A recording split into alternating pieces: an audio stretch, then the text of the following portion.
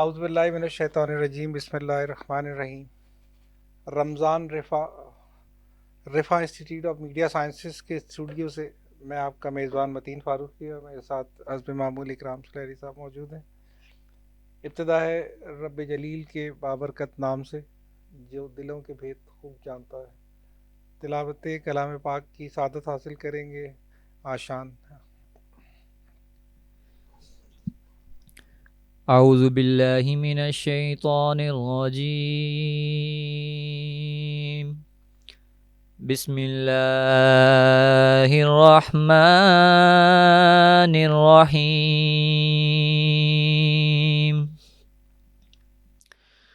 والضحى واللیل اذا سجى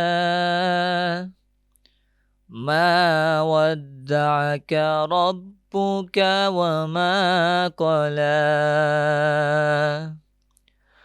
وللآخرة خير لك من الأولى ولسوف يعطيك ربك فترضى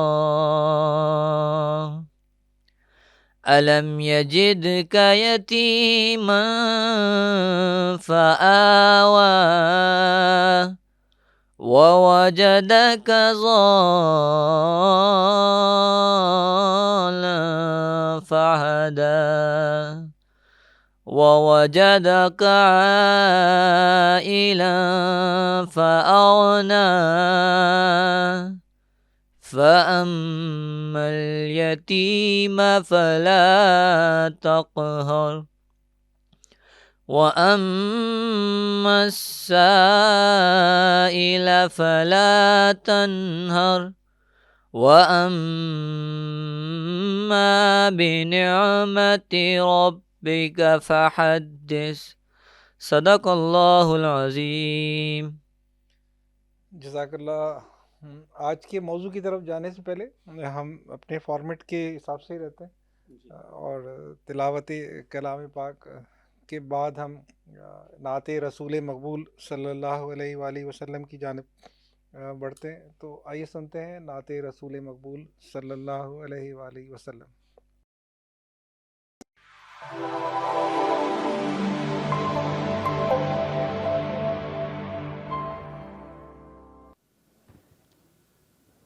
ہم مدینے سے اللہ کیوں آ گئے، قلب حیراں کی تسکین وہیں رہ گئی، دل وہیں رہ گیا، جان وہیں رہ گئی، ہم اسی در پہ اپنی جبیں رہ گئی، دل وہیں رہ گیا، جان وہیں رہ گئی، ہم اسی در پہ اپنی جبیں رہ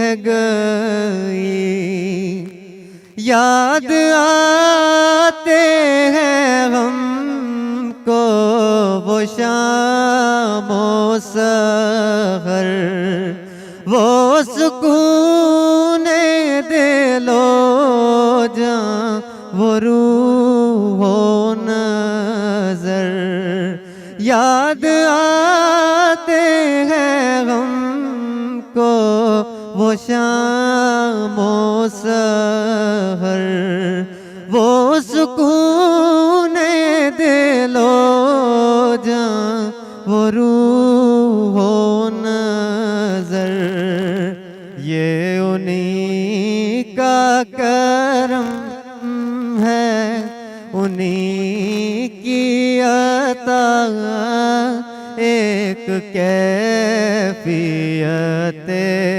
دل نشیں رہ گئی، دل وہیں رہ گیا، جان وہیں رہ گئی، غم اسی در پہ اپنی جبیں رہ گئی۔ اللہ اللہ وہاں کا سکون و آرام، اللہ اللہ وہاں کا سجود و قیام، اللہ اللہ وہاں کا سکون و آرام، اللہ اللہ وہاں کا سجود و قیام، اللہ اللہ وہاں کا وہ کیف دواں، وہ صلاۃ سکون آفریں رہ گئے،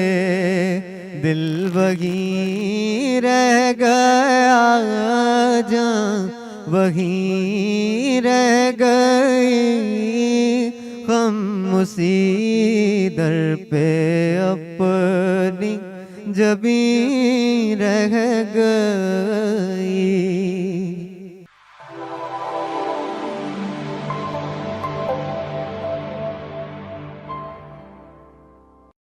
اس وقت آپ سماعت فرما رہے تھے نعت رسول مقبول صلی اللہ علیہ وآلہ وسلم۔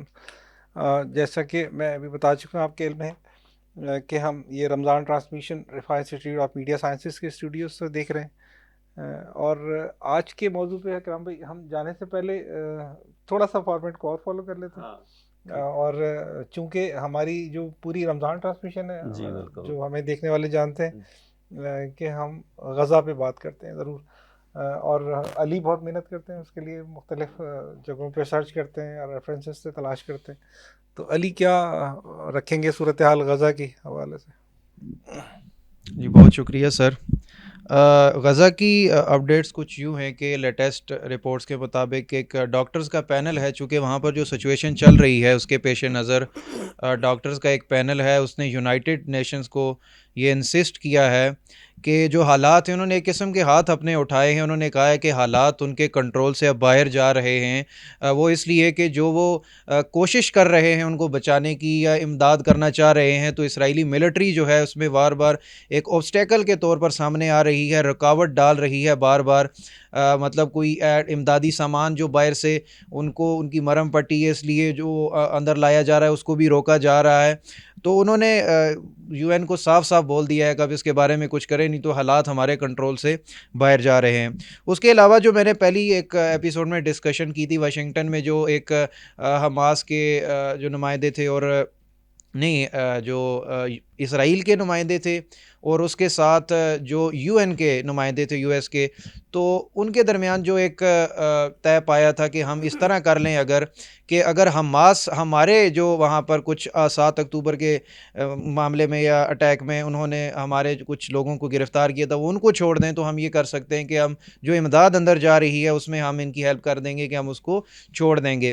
جس پر حماس کے سینئر آفیشل جو ہیں اسامہ حمدان، انہوں نے یہ رپورٹ دی ہے کہ یہ نیگیٹو ہی کومنٹ اس پہ ہوں گے۔ جو اس کے علاوہ قطر میں بھی اب ایک اس کے بعد ہونے جا رہی تھی میٹنگ، تو انہوں نے اس میں بھی کہا ہے کہ حماس کی طرف سے مکمل سیز فائر پر اگر بات ہوگی تو ہم اس پر ایگریمنٹ کریں گے، اس کے علاوہ ہم کسی بھی کسی بھی ایگریمنٹ پہ بات نہیں کریں گے۔ اس کے علاوہ جو ایڈ ورکرز ہیں وہاں پر سویلینز کو اور فلسطینینز کو چھوڑ کر جو وہاں پر امداد U N, United Nation, U S کا جو عملہ وہاں پر اس ٹائم موجود ہے، اس کی یہ کچھ کنڈیشن ہے کہ پچھلے 8 اٹیکس میں 100 سے زائد ایڈ ورکرز جو ہیں ان کو جاں بحق وہ وہاں پر ہو چکے ہیں۔ تو یہ سچویشن ہے۔ اس کے علاوہ ایک سینٹرل غزہ میں ہاسپٹل ہے، اس کے سامنے تقریباً 28 لاشوں کو رکھا گیا۔ میں وہاں کی سچویشن آپ کو بتاؤں، اور جو ورثاء جب ان کے پاس آئے اور جو مصاحب کیے، اور وہاں بہت ایک دردناک سچویشن وہاں پر سامنے آئی۔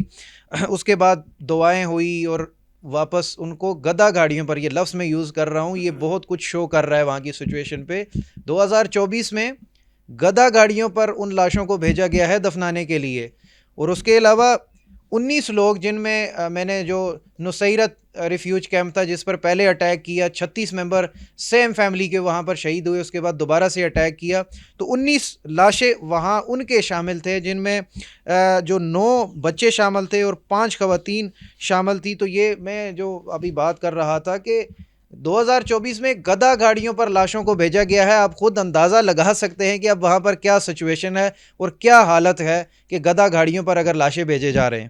بہرحال لبنان اور اسرائیل کی میں نے پچھلی ایپیسوڈ میں بات کی تھی، وہاں پر یہ سچویشن چل رہی ہے، جو راکٹ لبنان اپنے بارڈر سے ان پر داغ رہا ہے، اس کے نتیجے میں 300 لوگ ان کے جو حملے آپس میں جاری ہیں، 300 جو ہے وہ لبنان کے لوگ شہید ہو چکے ہیں، جن میں 240 ممبر جو ہیں وہ حزب اللہ کے مجاہدین ہیں جو وہاں پر اس ٹائم شہید ہوئے ہیں، اور ان میں 20 اسرائیلی جو ملٹری کے ہیں وہ جو سولجرز ہیں وہ بھی وہاں پر جاں بحق ہوئے ہیں۔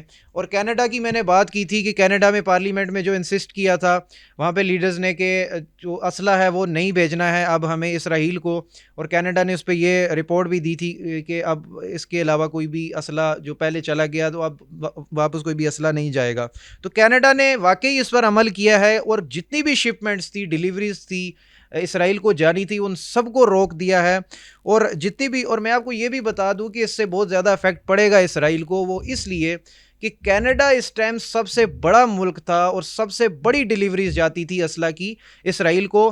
صرف 2022 تک آپ اندازہ لگا لیں 15.6 ملین ڈالرز کا اسلحہ بھیجا ہے کینیڈا نے اسرائیل کو، تو وہ اب رک گیا ہے۔ تو اگر فردر یہ جنگ کو جاری رکھتے تو یہ افیکٹ ضرور پڑے گا اس پر۔ یونائٹڈ جو یو ایس ہے اس سے بھی انہوں نے ریکویسٹ کی تھی کہ اگر وہ بھی اس کو روک دے تو اس سے اور زیادہ افیکٹ ان پر پڑ سکتا ہے جو اگر وہ جنگ کو جاری رکھتے ہیں۔ اور لبنان کی میں نے بات کی، اگر وہ اس تک جنگ کو لے کے جائیں گے تو بہت زیادہ افیکٹ پڑے گا۔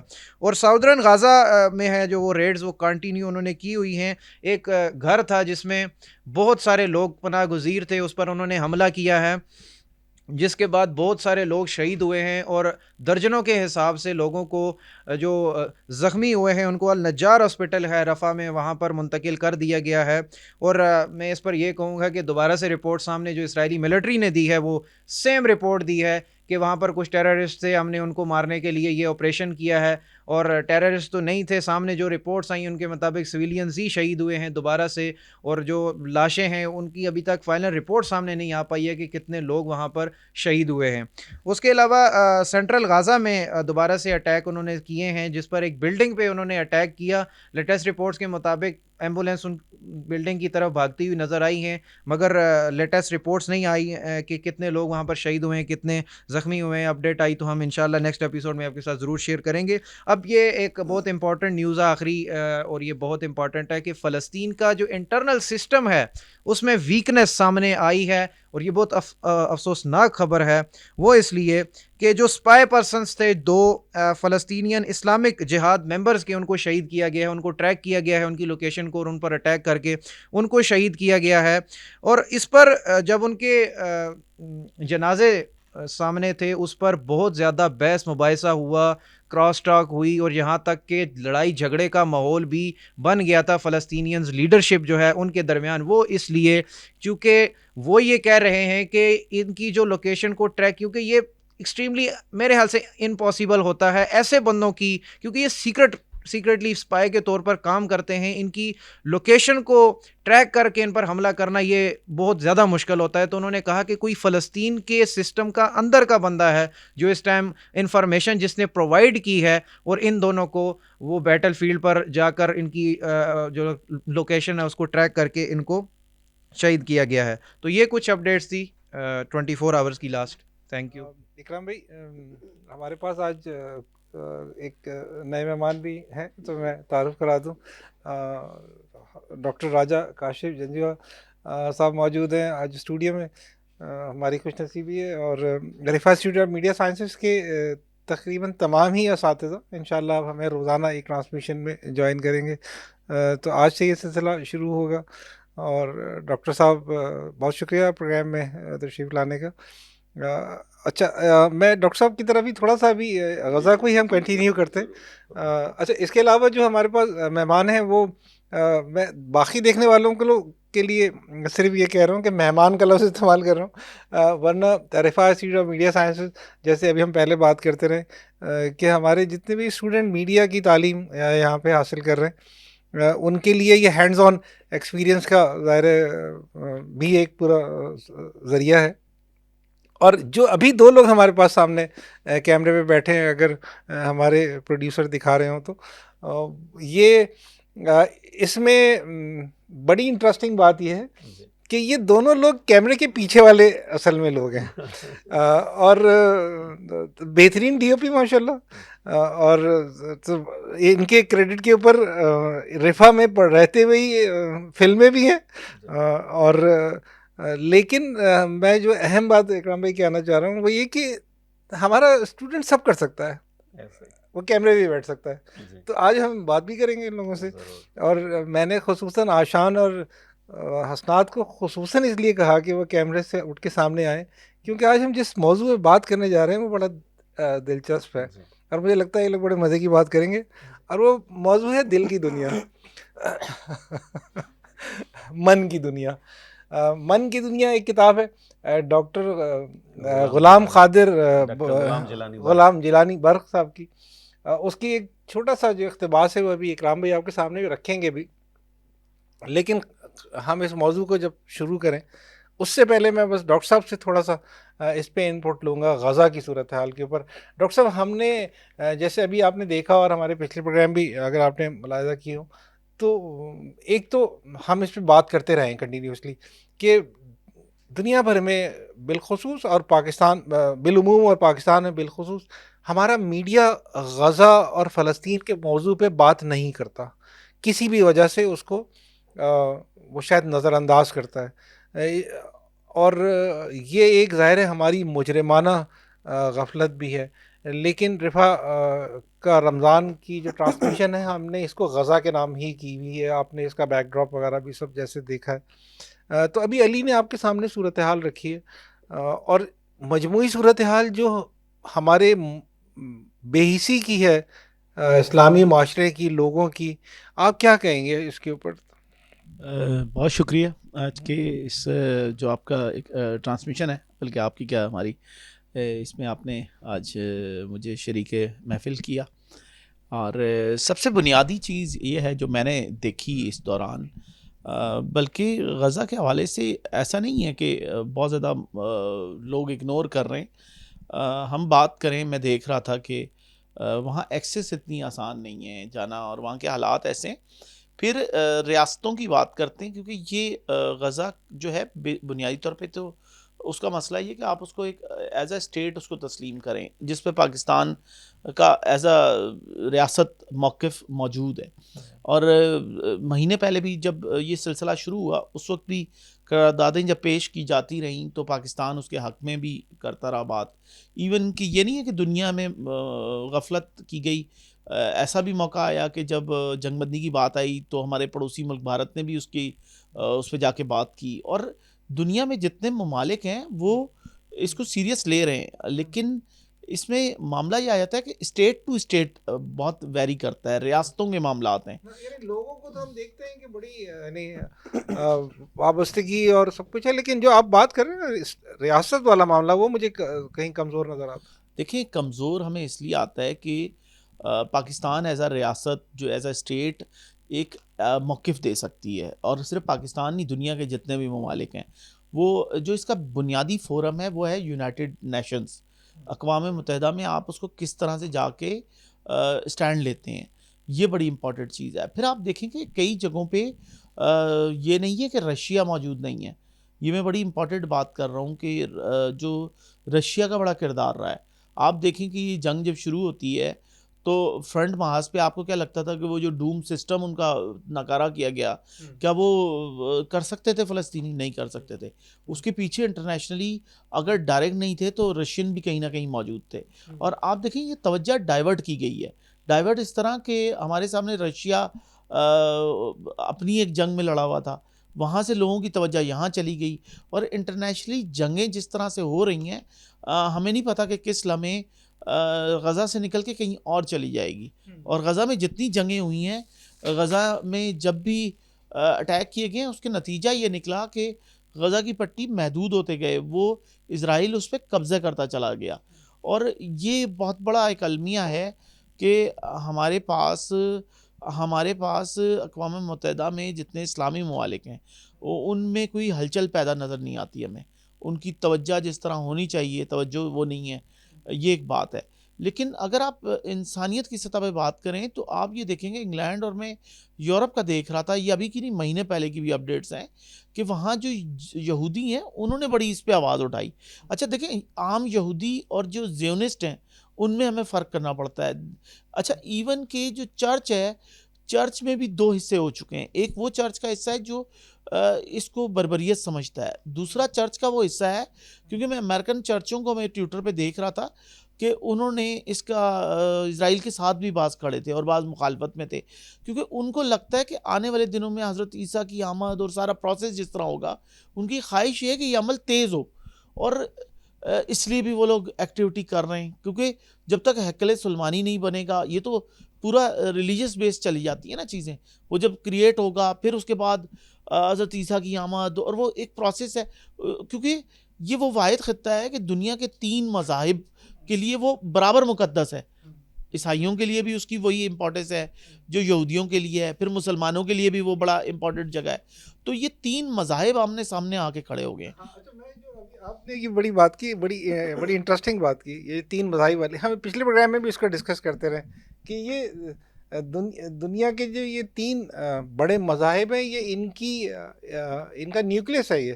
اور یہ ایسا بھی لگتا ہے ڈاکٹر صاحب کہ جیسے میں پچھلے پروگرام میں بھی کہہ رہا تھا کہ دنیا کی ساری سرگرمی شروع یہاں پہ ہوئی، اور دنیا جب سمٹ رہی ہوگی تو ساری سرگرمی آخری بھی یہیں پر ہی ہو رہی ہوگی. بالکل باب النینوا آپ دیکھیں نا، یہ تو پرانی تہذیبیں ہیں. ہاں، تو ہم اس کو اس موضوع کو بہرحال جاری رکھتے ہیں. ابھی ہم اپنی من کی دنیا کی طرف آتے ہیں.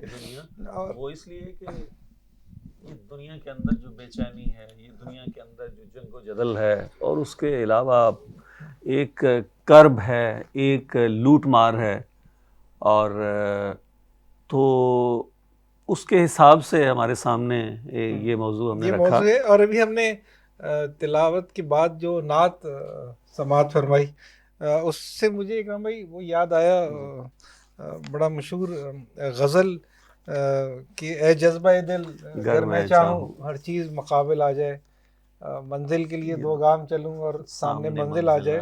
مجھے تو یہ غزل سے زیادہ نعت لگتی ہے اصل میں.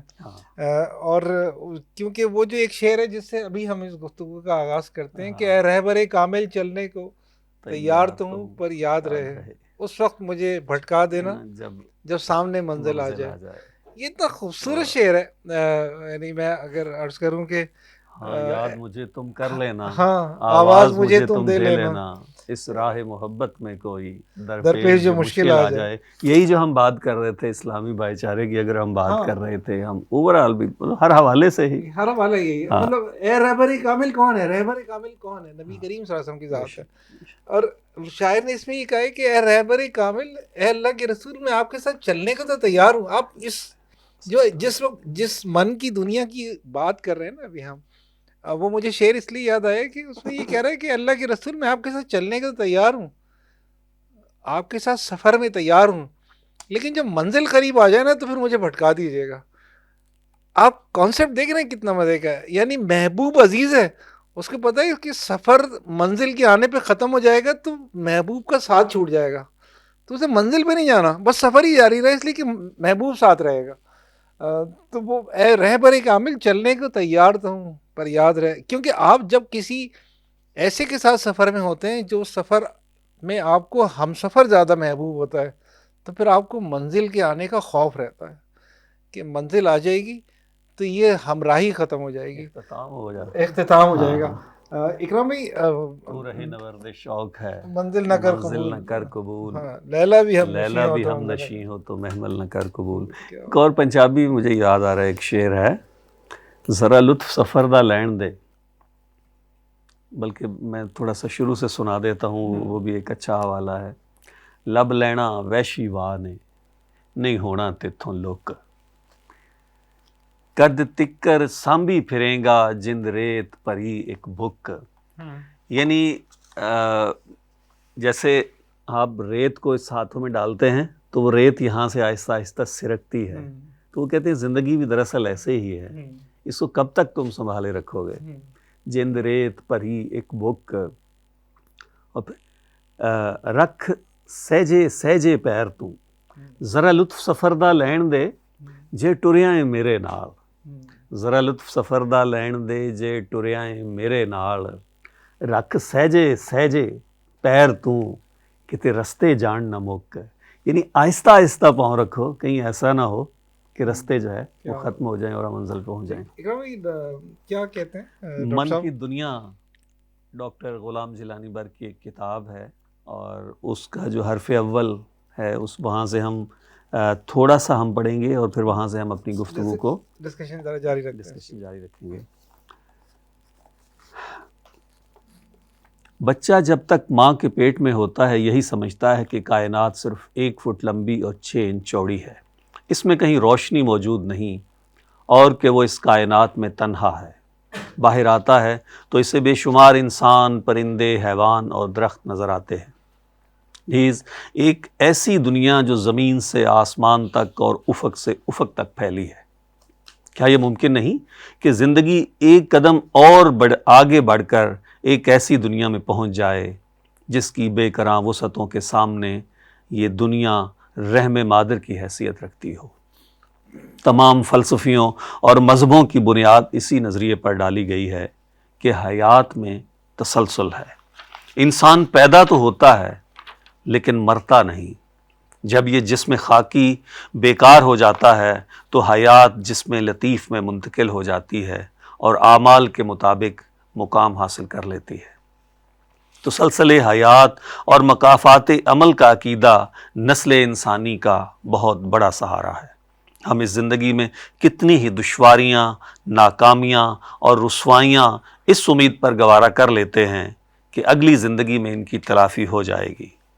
اگر آج اس عقیدہ کو ہم کسی طرح ختم کر دیں تو ہر طرف قنوطیت چھا جائے گی، شدت اضطراب میں کروڑوں نفوس خودکشی کر لیں، بھوکے دولت مندوں کے کپڑے نوچ لیں، بول ہوس حسن کو اچک لے جائیں، امن عالم برہم ہو جائے اور تمام اخلاقی اور روحانی اقدار کا جنازہ نکل جائے۔ آپ نے سنا ہوگا کہ دنیا کا فلسفی اعظم یعنی سقراط اونٹ کے بالوں کا کرتا پہنتا، باسی ٹکڑے کھاتا اور ایک ٹوٹے مٹکے میں رہتا تھا۔ یہ بھی سنا ہوگا کہ ایک بلند مقصد کی خاطر ابراہیم علیہ السلام آگ میں کود پڑے، مسیح علیہ السلام نے صلیب قبول کر لی تھی، اور حسین علیہ السلام نے اپنا سارا خاندان کربلا کے میدان میں کٹوا دیا تھا۔ اور پھر یہ کہ سرور عالم صلی اللہ علیہ وآلہ وسلم کی کل کائنات ایک اونٹنی، ایک گھوڑا، کھدر کا ایک جوڑا اور بان کی ایک چارپائی تھی۔ 7 دن بھوکے رہتے تھے، بعثت سے رحلت تک چین کا ایک لمحہ بھی نصیب نہ ہوا۔ رات کو عبادت، دن کو سیاسی، تبلیغی اور انتظامی مصروفیات، سال میں 2 3 جنگوں کی تیاری، اور استغنا و بے نوائی کا یہ عالم کہ انتقال سے پہلے حضرت عائشہ رضی اللہ تعالیٰ عنہ سے فرمایا، عائشہ میری بالین کے نیچے 2 دینار رکھے ہیں، انہیں اللہ کی راہ میں دے ڈالو، مبادہ کے رب محمد سے بدگمان ہو کر ملے۔ سوال یہ ہے کہ ان دانایان راز فطرت، ان ہادیان نسل انسانی اور عظیم مقتدیان کائنات نے یہ رویہ کیوں اختیار کیا؟ کیا انہیں حسین محلات اور آسودگی ہائے حیات سے خدا واسطے کا بیر تھا؟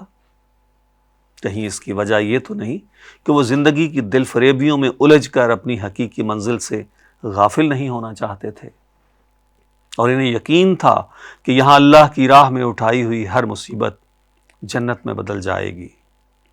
میں اس کا کچھ حصہ چھوڑ رہا ہوں، تھوڑا سا میں آگے سے پڑھتا ہوں۔ پھر وہ کہتے ہیں، میرے مخاطب وہ لوگ ہیں جنہوں نے یونیورسٹیوں سے تعلیم حاصل کی اور جو انگریز مصنفین سے مرعوب ہیں۔ میں نے ان لوگوں کی خاطر صرف مغربی حکماء کے انکشافات پیش کیے ہیں اور اپنے اسلاف کا کہیں حوالہ نہیں دیا۔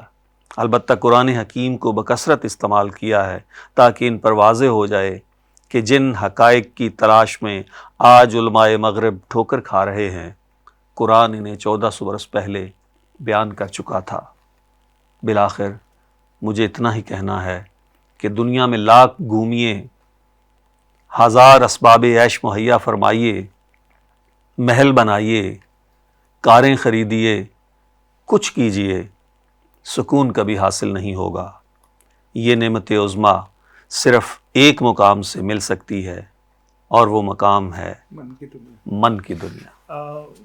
میں اس وقت میرا خیال ہے آپ نے اس کو غور سے سنا، حسنات کی طرف آتا ہوں اور باقی اپنے سارے نوجوانوں سے مخاطب ہو کے سوال کرنے سے پہلے ہم اس پہ بھی پہلے بات کرتے رہے، میرا خیال ہے کوئی اجنبی نہیں ہے ہمارے لیے یہ موضوع، کہ ہم یہاں جو بیٹھے ہیں وہ ہم ایک نہیں دو چیزوں کا مجموعہ ہے۔ ایک ہمارا جسم ہے، ظاہری جسم، جس میں ظاہری جو سب کو نظر آ رہا ہے کہ اس کیمرے پہ نظر آ رہا ہے اور اس کے ذریعے سے باقی لوگوں کو، اور ایک ہمارا جسم ہے لطیف ہے جو لوگوں کو نظر نہیں آ رہا ہے، جس کو ہم روح بھی کہتے ہیں، جو ہمارے جسم کے اندر ہے۔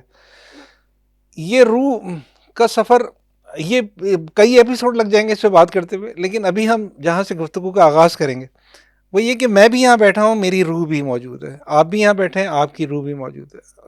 جو بات ہمیں دین کے پیراڈائم سے پتہ لگتی ہے، روح کے موضوع پہ اللہ نے قرآن میں اس پہ کوئی بہت زیادہ بات نہیں کی ہے، لیکن جو ہمیں احادیث سے اندازہ ہوتا ہے کہ روح انسان کے دل میں رہتی ہے۔ اسی لیے یہ بات کہی گئی ہے کہ تمہارے جسم میں ایک گوشت کا لوتھڑا ہے، اگر یہ خراب ہو جائے تو سارا کا سارا نظام خراب ہو جاتا ہے، اور وہ تمہارا دل ہے۔ یعنی یہ مفہوم ہے جو نبی کریم صلی اللہ علیہ وسلم نے فرمایا، یعنی روح یہاں پہ رہتی ہے۔ تو ایسا لگتا ہے کہ حسنات، جو ہم احساس محبت کا دوسرے کے لیے اپنے اندر پاتے ہیں اچانک کسی کو دیکھ کے، وہ میں یہ سمجھتا ہوں کہ دل اس کی طرف ہمیں آمادہ کرتا ہے۔ لیکن آج کل کی دنیا میں کچھ ایسا نہیں لگتا کہ دل یا روح جو ہے وہ تو کہیں نہیں موجود ہے، اور ہماری جو محبت یا عشق کے نام کا جو بھی تعلق اور مطالبہ ہے، اس کا تعلق جسم سے ہی ہے، کیونکہ روح سے اگر محبت کا تقاضا کرے گی تو جسم سے تعلق محبت کا لازمی نتیجہ نہیں ہوگا۔ ہم تو ایسا لگتا ہے کہ محبت بھی کچھ حاصل کرنے کے لیے کرتے ہیں، حالانکہ محبت تو دینے کے لیے ہوتی ہے۔ کچھ حسنات اس پہ اگر آپ میری بات سمجھ سکیں ہوں تو۔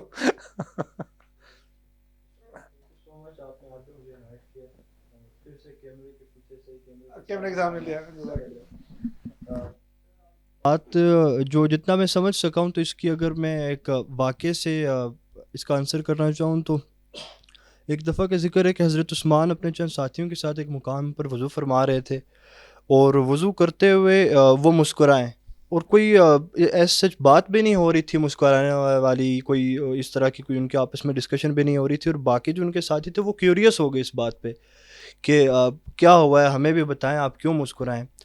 تو آگے سے حضرت عثمان نے یہ بات بولی ہے کہ مجھے بھی نہیں پتہ میں کیوں مسکرایا ہوں، لیکن اسی مقام پہ حضرت محمد صلی اللہ علیہ وسلم بھی ایک دفعہ مسکرائے تھے، اور جب انہوں نے یہ بات کی ہے تو باقی سب صحابہ کی آنکھوں میں آنسو آ گئے یہ بات سن کے، اور یعنی یہ ان کی محبت کا جو ہے نا ایک اگزامپل تھی۔ اور اسی واقعے کو ایک شاعر نے بڑی خوبصورت طریقے میں یعنی کہ عبارت میں بند کرنے کی کوشش کی ہے کہ مجھے کیا خبر تھی رکوع کی، مجھے ہوش کب تھا نماز کا، تیرے نقش پا کی تلاش تھی کہ میں جھکا رہا تھا نماز میں۔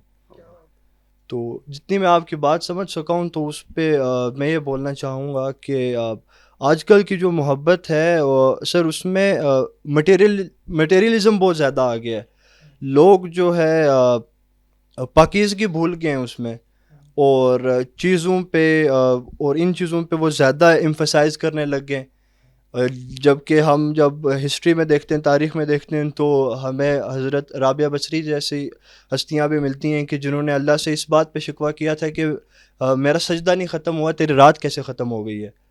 اور محبت کی ایسی اگزامپلز جو ہے نا ہمارے دین میں اور ہمارے اسلام میں موجود ہیں. تو میں اس پہ یہی بولنا چاہوں گا. بہت اچھی بات ہے. اچھا اس میں ایک تو یہ کہ کام بھائی لگتا ہے کہ تقاضے تبدیل ہو گئے. یعنی محبت کا مطلب ہے جو محبوب ہے اس پہ نثار ہو جانا اور نثار ہوتے رہنا.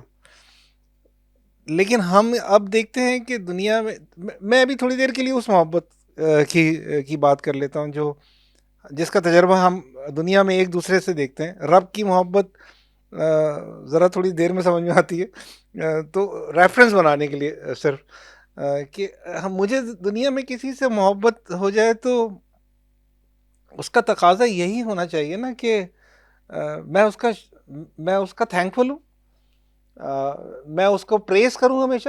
اگر میرے اردو کے الفاظ گاڑھے ہیں تو میں اس طرح بول دیتا ہوں. یعنی جس کو ہم کہتے ہیں شکر کریں، اور یعنی یہ کہتے ہیں کہ ہم اپنے آپ کو اس کے لیے فدا کر دیں. محبت کا مطلب یہ ہوتا ہے نا. محبت کا مطلب یہ تو نہیں ہوگا نا کہ مجھے اگر کسی سے محبت ہو تو اب میں یہ کل سے تقاضا کرنے لگوں کہ تم مجھ پہ فدا ہوا کرو. This is not a love actually. میں ہوں گا نا فدا آپ کے اوپر. اور فدا جس کو میں کہہ رہا ہوں نثار ہونا اور نثار ہوتے رہنا.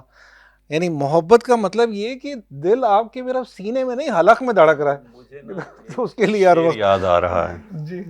اور وہ یہ کہ اس کا اس کے ساتھ کتنا تعلق ہے وہ آپ خود بنا لیجئے، مگر اس کیفیت میں مجھے ایک شعر یاد آ رہا ہے، میں آپ سب کی نظر کرتا ہوں.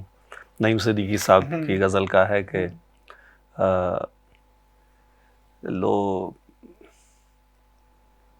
میں شعر تھوڑا سا میرے ذہن سے اب وہ ہو گیا، آپ بات کریں، میرے ذہن میں ابھی آ جائے گا. میں بھی یہی بات کر رہا تھا.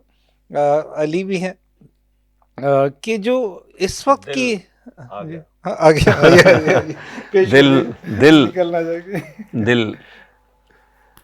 دل پیش خدا کچھ اور جھکا، دل پیش خدا کچھ اور جھکا، سر پیش بتاں کچھ اور اٹھا. یہ ہم اس کو اس طرح کہہ لیں کہ سر پیش بتاں کچھ اور اٹھا، دل پیش خدا کچھ اور جھکا، تھا ایک انوکھا سجدہ جو عاشق نے کنارے دار کیا. آپ مطلب میں تو جو آپ بات کر رہے تھے مجھے وہ کیفیت اس طرح کی آ گئی کہ آپ یعنی اس کے بھی تقاضے ہیں کہ کہاں پہ سر جھکانا ہے، کہاں پہ سر اٹھانا ہے. سب سے پہلے تو مجھے ایسا لگتا ہے، نہیں میں جو کچھ بھی کہہ رہا ہوں اس سے اصل میں جاننا یہ چاہتا ہوں کہ جو آج کی جنریشن ہے اس کو محبت کے لفظ کا مفہوم بھی پتہ ہے یا نہیں. سمپلی یہ سوال ہے، کوئی بھی پلیز. سر آج کی جنریشن کو محبت کے اصلی معنوں کا مفہوم نہیں پتہ، کیونکہ ہم نے اگر آپ سے یہ بات میں نے سیکھی ہے کہ اگر آپ نے مشروط کر دیا ہے تو وہ محبت نہیں ہے. کیونکہ محبت تو ایسی ہے کہ آپ بے لوث کسی سے کرتے ہیں، آپ کو وہ ریٹرن میں کچھ چاہیے نہیں ہوتا اس سے. اور آج جب ہم اس پہ کوئی کنڈیشن لگا دیتے ہیں تو وہ پھر محبت نہیں ہوتی. وجہ میرا خیال ہے پھر شروع میں اگر آئیں تو ہمیں وجہ وہی پتہ چلے گی کہ چونکہ ہم ہر چیز کو مادہ یا میٹیریل کے حوالے سے جو ہے نا وہ دیکھ. اچھا میں اس میں کچھ سوال تھرو نہیں کر رہا ہوں، یہ اوپن ڈسکشن ہے، جو بھی اس پہ میرے شریک ہونا چاہے پلیز.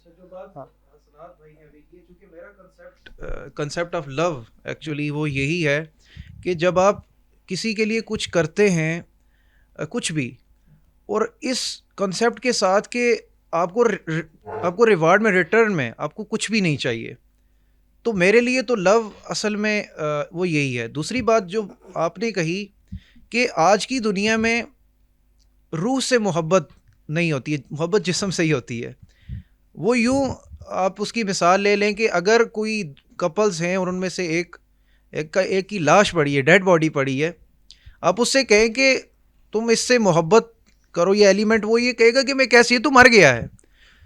تو محبت چونکہ روح چلی گئی ہے تو محبت دراصل روح سے نہیں تھی، وہ جسم سے تھی. جسم تو موجود ہے سامنے، جسم تو موجود ہے نا. پھر کیوں اس سے دور جائیں گے؟ یہی بات. اب دیکھیں روح جو ہے نا وہ اللہ کی امانت ہے ایکچولی. آپ روایات دیکھیں، چونکہ آپ اسلامک کانسیپٹ دیکھیں تو بہت سارے علماء نے اس پر یہ ڈسکشن کی کہ روح جو ہے وہ اس کی امانت ہے. تو جی جو جی کہا اللہ گیا. کا ٹھیک. ہاں تو وہ اب محبت جو ہے وہ اگر آپ روح سے محبت کریں گے میرے خیال سے وہ عشق حقیقی ہے، وہ حقیقت ہے. چونکہ روح جو ہے وہ دراصل میں اس میں شاید یہ اوور نہ ہو جائے تو میرے خیال سے روح جو انسان کے پاس ہے وہ ایکچولی اللہ بستا ہے انسان میں. اور روح سے محبت وہ عشق حقیقت ہے، وہ حقیقت. چونکہ روح جب انسان مر جاتا ہے تو وہ حقیقت کی جانب چلی جاتی ہے. مجھے اس کنسیپٹ میں اس سے مجھے کربلا میں حضرت حسین کا وہ آخری سجدہ یاد آتا ہے.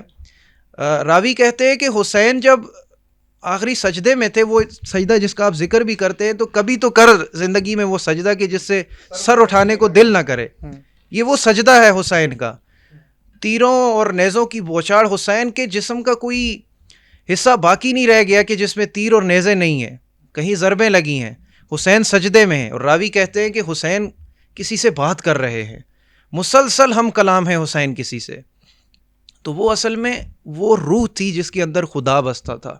حسین اپنے محبوب سے کلام کر رہے تھے اور بار بار یہ بول رہے تھے کہ یہ آپ حدیث کے الفاظ روایات اب دیکھیں، بار بار کہہ رہے تھے، سب کچھ لٹا کے حسین کہہ رہے ہیں کہ تو راضی ہے، تو راضی ہے، بار بار.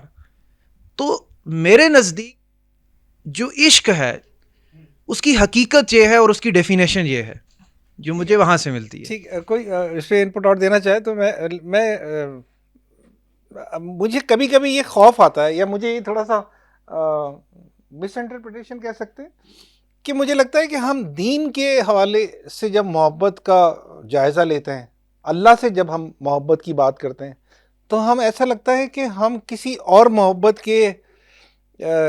کے پیراڈائم میں چلے جاتے ہیں.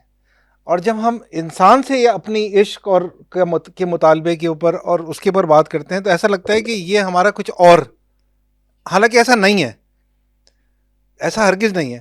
یعنی اللہ تعالیٰ نے ہمیں دنیا میں بھیج کے جو رشتے عنایت فرمائے ہیں، ماں کا رشتہ، باپ کا رشتہ، بہن کا رشتہ، بھائی کا رشتہ، دوست کا رشتہ، استاد، جتنے بھی اہل تعلق کو آپ جن رشتوں میں بھی بانٹنا چاہیں، ان کے ساتھ جو بھی تعلق ہو، جو تعلق سے بڑھ کے کشش اور محبت میں داخل ہو جائے، اس کا مطالبہ ایک ہی ہوتا ہے، چاہے اللہ سے ہو، چاہے دوست سے ہو، چاہے باپ سے ہو، چاہے ماں سے ہو، ایک ہی ہوتا ہے. یعنی میں اس کی تھوڑی سی مثال یہ دوں کہ محبت میں آپ محبوب کے سامنے رہنا چاہتے ہیں. سب سے پہلے محبت میں آپ کا دل آپ کے قابو میں نہیں ہوتا ہے، آپ کا دل اپنے محبوب کی جانب کھینچا جا رہا ہوتا ہے. محبت ہو جائے تو آپ کو کسی اور دلیل جو اس محبت سے باہر نکالنے یا آپ کو نارمل کرنے کے لیے دی جائے وہ کارگر ثابت نہیں ہوتی ہے. ایسے ہی ہے نا؟ تو یہ سارے مطالبے اللہ تعالیٰ سے محبت کے لیے بھی چاہیے، یہ ساری چیزیں اللہ سے محبت کے لیے بھی ایسے ہی چاہیے، بین یہی چاہیے. اور ہم جب بہت ساری چیزیں ترک کر رہے ہوتے ہیں محبت میں، دنیا میں کسی سے محبت ہو جائے تو اس بنیاد پہ آپ بہت آسانی سے خوشی کر رہے ہوتے ہیں. مجھے صبح اٹھنا زہر لگتا ہے، کل اگر وہ مجھے وقت دے گا یا دے گی تو میں ہر صورت صبح 7 بجے اٹھ کے چلا جاؤں گا، بلکہ رات بھر سوؤں گا بھی نہیں کہ میری صبح ایسا نہ ہو وقت پہ آنکھ نہ کھلے. میرے سامنے کاغذ پڑا ہوگا تو میرا دل کرے گا کہ میں ہر وقت اس کا نام ہی لکھتا رہوں. اگر اس کو کوئی فلاں کولڈ ڈرنک اچھی لگتی ہے اور وہ مجھے کل زہر لگتی تھی تو آج وہ میرے لیے سب سے زیادہ محبوب ہے. مطلب فلاں رنگ مجھے بہت برا لگتا تھا اور آج مجھے پتہ لگ گیا کہ وہ اس کا رنگ سب سے اچھا ہے تو وہ آج میرے لیے. تو یہ ساری چیزیں وہی تو ہیں جو اللہ چاہتا ہے. میرے ہاتھوں سے اور میرے ہونٹوں سے خوشبوئیں جاتی نہیں. ہاں میں نے اس میں محمد کو لکھا بہت اور چوما بہت. کیا بات ہے. تو میں صرف یہ کہہ رہا ہوں کہ جہاں پرابلم آتی ہے وہاں پرابلم یہ آتی ہے کہ یہ ساری چیزیں نیچرل ہیں. وہ جس ہستی کا ذکر علی نے فرمایا، انہوں نے اس محبت کو اپنے رب کے اندر دیکھ لیا بلکہ چکھ لیا. वैसे ही जैसे हम दुनिया में एक दूसरे से मोहब्बत को देख और चख लेते हैं, फ़र्क सिर्फ इतना है कि हम मोहब्बत के नतीजे में जो मुतालबा रखते हैं अपने दूसरे महबूब से, वो मुतालबा बहुत अदना दर्जे का होता है, वो मुतालबा जिस्मानी लज्जत की ख्वाहिश कह सकते हैं या मुसख्खर करना कह सकते हैं, वो होता है। और जो ही ये वो चीज़ मुसख्खर हो जाती है, उस दिन मोहब्बत अपना, वो क्या कहते हैं, जब महबूब हाथ आ जाए तो अपनी कदर खो देता है, या मोहब्बत हाथ आ जाए तो अपनी कदर खो देती है। तो ये इंटरप्रिटेशन बड़ी गलत सी हो जाती है कि हम बेसब्रे हैं शायद। मोहब्बत जब हमें दुनिया में किसी से हो जाती है तो हमें सब्र नहीं रहता कि हम उसको हासिल कर लें। अब आपने बात छेड़ दी, तुम्ही ने छेड़ दिया, मौत और ज़िंदगी का सवाल। अब इस सवाल के ज़िंदा जवाब उभरेंगे। एक नावल है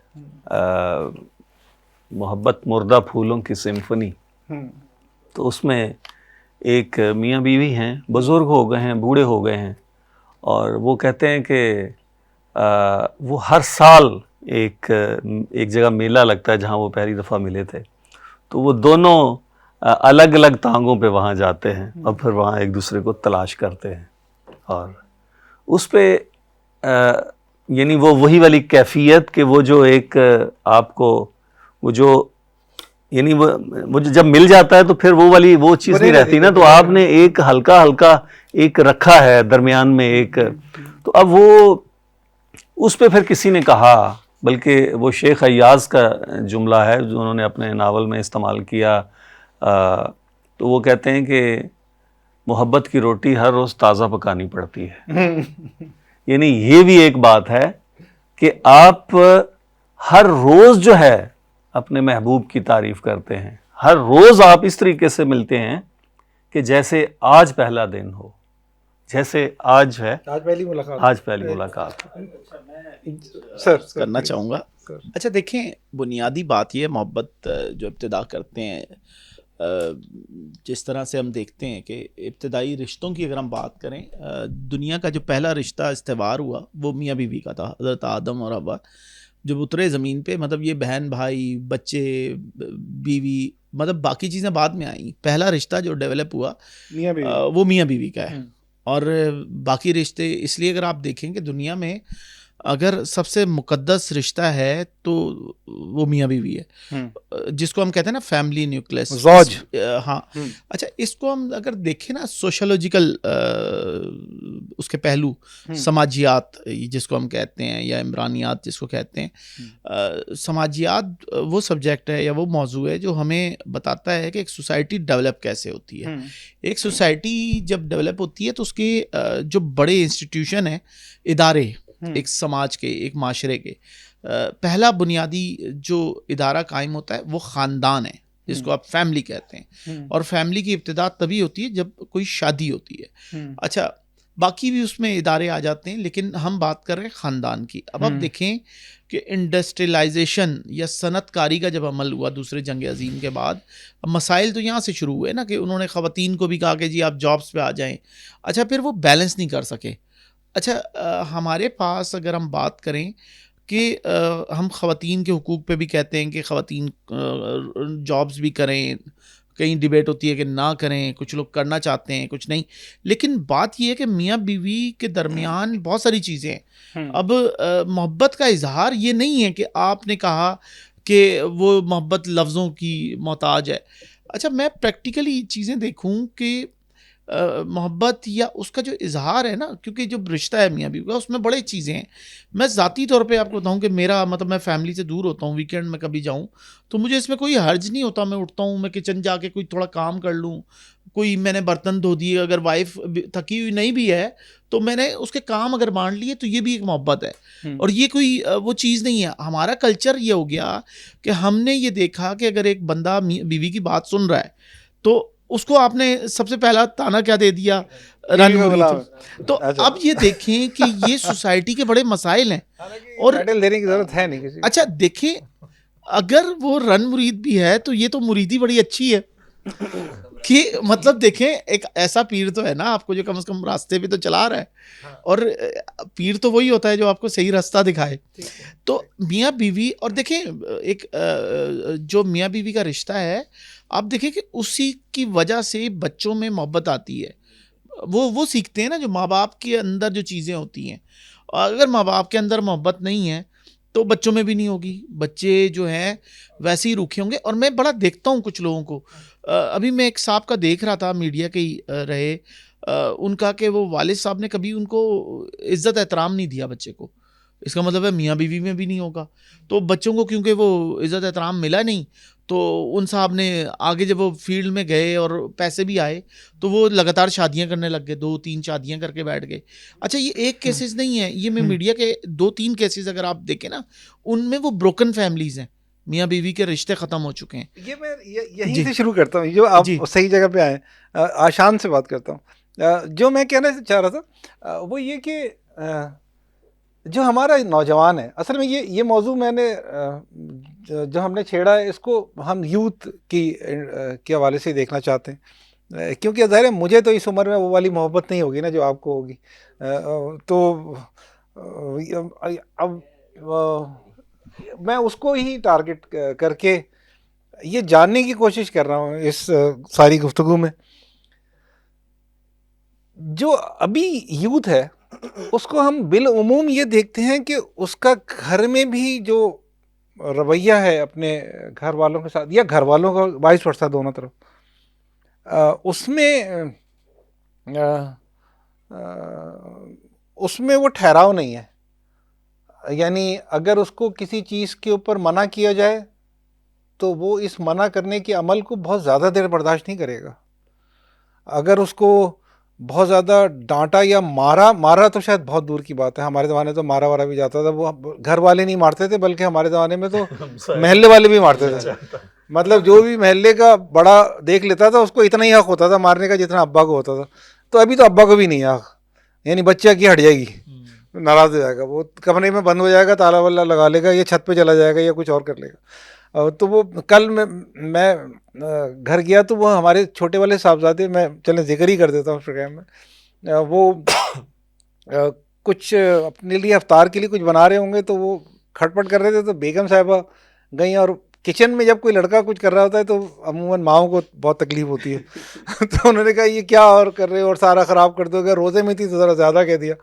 تو جب وہ زیادہ ہوئی تو ہمارے جو بڑے صاحبزادے ہیں وہ بھی آ گئے, اور انہوں نے میرے چھوٹے والے بیٹے کو خوب ڈانٹا واٹا بھی, اور اس حد تک ڈانٹا کہ پھر وہ غصہ ہو کے مسجد چلا گیا, اور اس کے بعد پھر اس کو فون کر کے بلایا تو وہ افطار کر کے گیا.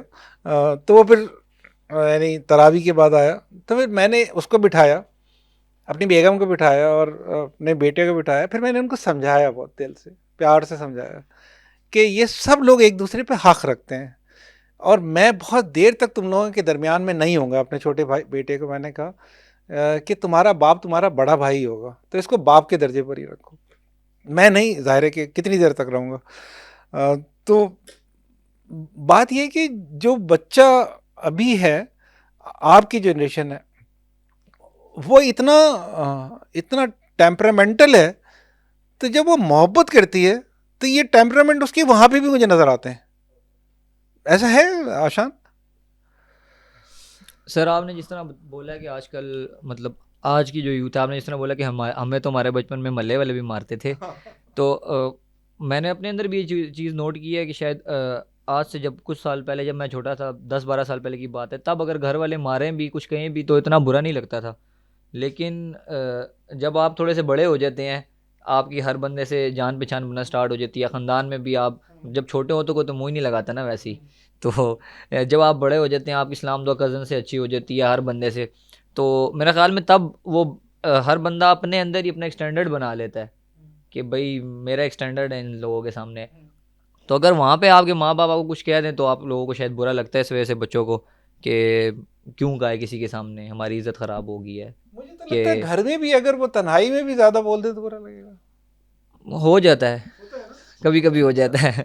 تو نہیں آپ ڈانٹ رہے, مطلب کچھ اب چھوٹی سی بات تھی, آپ نے کچھ بہت زیادہ نہیں بول دیا, مطلب چاہے وہ واقعی کہا اس نے, میں یہ نہیں کہہ رہا کہ بچہ کوئی غلط بات کہہ رہا ہے, لیکن بعض گھر میں ایسا بھی ہوتا ہے نا، ماں نے اتنی ذرا سی بات کی اور گھنٹے بھر کی لسی بنا دی، یا باپ نے چھوٹی سی بات کی اور پتہ نہیں کتنی زیادہ مطلب اس کے اوپر اس کی ہٹ گئی.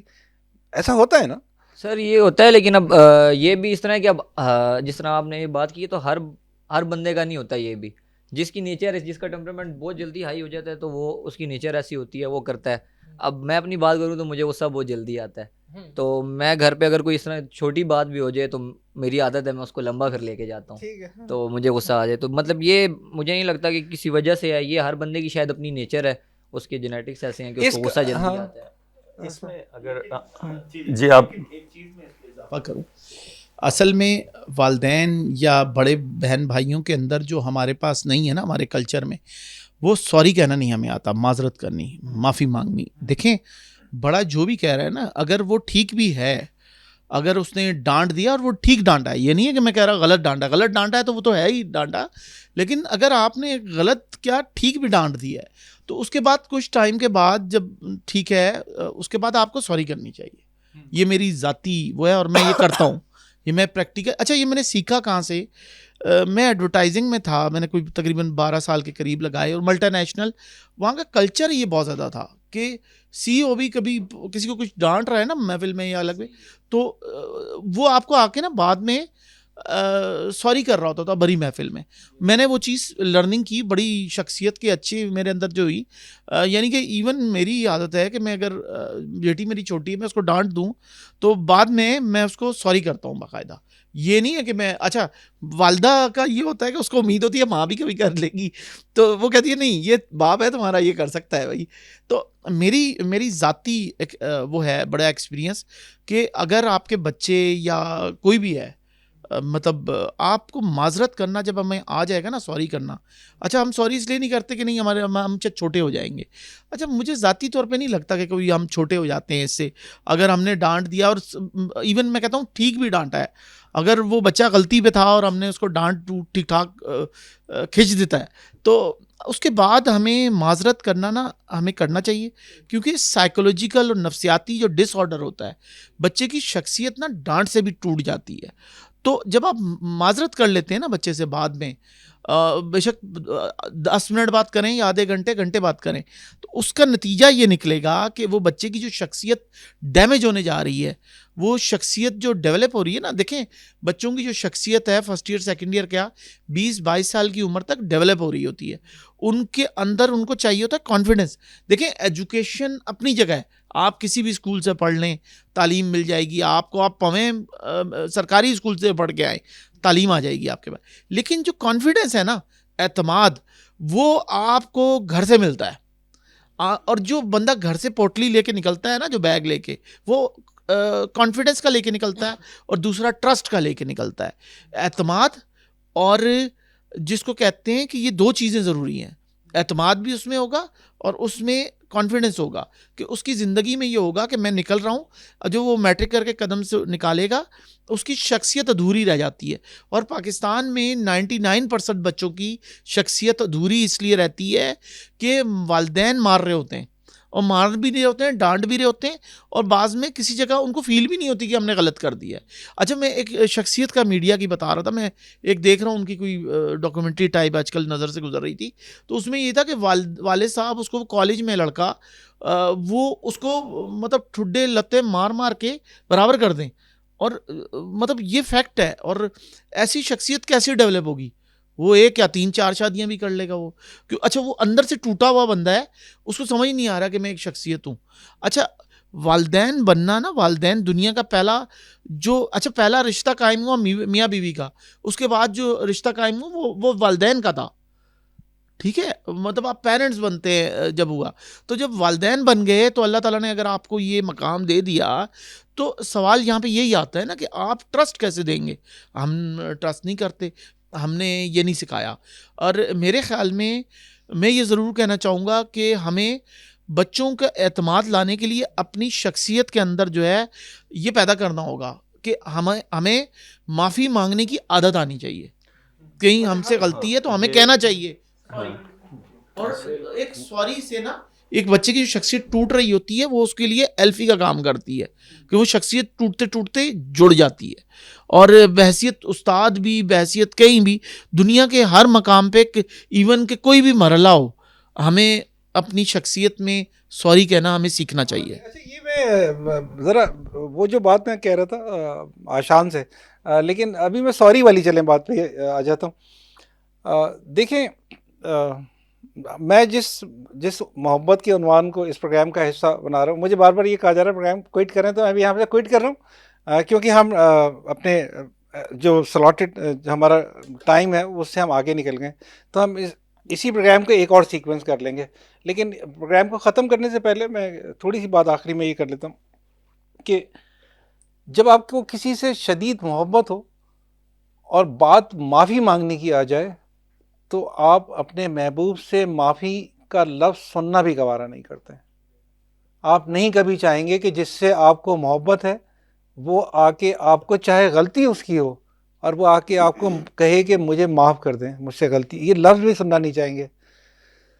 تو میں ابھی پروگرام کے آخر میں اس بات کو کہہ کے ختم کرتا ہوں، اور ہم اگلے پروگرام میں دوبارہ جائیں گے.